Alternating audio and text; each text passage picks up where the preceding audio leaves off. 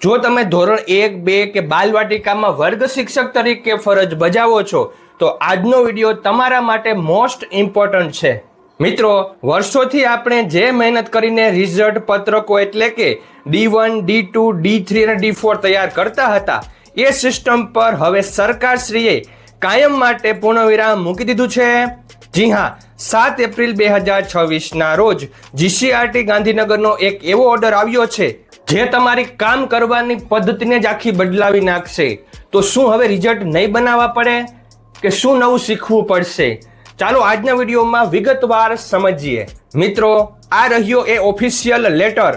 વિષય સ્પષ્ટ છે, બાલવાટિકા ધોરણ 1 અને 2માં હોલિસ્ટિક પ્રોગ્રેસ કાર્ડ એટલે કે HPC-FS ની અમલવારી કરવા બાબત। હવે આ બાલવાટિકા ધોરણ 1 અને ધોરણ 2 ના હોલિસ્ટિક પ્રોગ્રેસ કાર્ડ કેવા હોય છે તેને લઈને મેં ઓલરેડી એક વિડીયો બનાવી દીધો હતો, જે તમને અહીં આઈ બટન ઉપર મળી જશે, નીચે ડિસ્ક્રિપ્શનમાં પણ લિંક આપી દઈશ, તે પણ જરૂર જોઈ લેજો કે હોલિસ્ટિક રિપોર્ટ કાર્ડમાં કઈ કઈ વિગતોનો સમાવેશ કરવામાં આવેલો છે।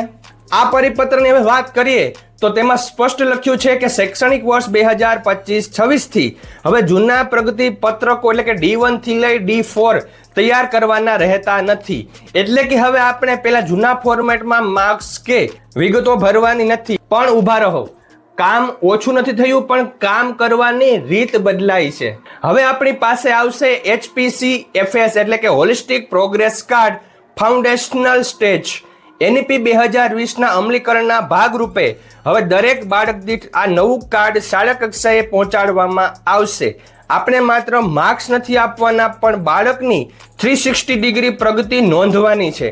આ લેટરમાં એ પણ ઉલ્લેખ છે કે 24 જાન્યુઆરીએ જે ઓન એર તાલીમ આપી હતી એ મુજબ જ હવે કામ કરવાનું રહેશે। એટલે જો તમે આ તાલીમ મિસ કરી હોય તો સાવધ થઈ જજો, કેમ કે આ વર્ષથી આ કાર્ડ જ ફાઇનલ છે। શિક્ષક મિત્રો, સૌથી મહત્વની વાત તો એ છે કે આપણે આ નવા કાર્ડ વિશે વાલીઓને પણ માહિતગાર કરવાના છે। હવે વાલીઓ જ્યારે રિઝલ્ટ પૂછવા આવશે ત્યારે તેમને D1 થી D4 નહીં પણ આ નવું હોલિસ્ટિક કાર્ડ બતાવવાનું રહેશે અને આ કાર્ડ દરેક બાળકની ફાઇલ સાથે શાળા કક્ષાએ જ સાચવવાના રહેશે। આમાં કોઈ પણ પ્રકારની બેદરકારી ચાલે તેમ નથી, કારણ કે આ સીધો ગાંધીનગરથી આવેલો આદેશ છે। તો મિત્રો, ફોર્મ D1 થી D4 છે તે ઇતિહાસ બની ગયા છે। તમને આ ફેરફાર કેવો લાગ્યો? શું આનાથી આપણું કામ સરળ થશે કે વધશે? કમેન્ટમાં જરૂર જણાવજો। આ વિડીયો તમામ શિક્ષક ગ્રુપમાં શેર કરજો, જેથી કરીને શિક્ષકો જૂના પત્રકો બનાવવાની મહેનત ના કરે। Thank you very much. જય શ્રી કૃષ્ણ।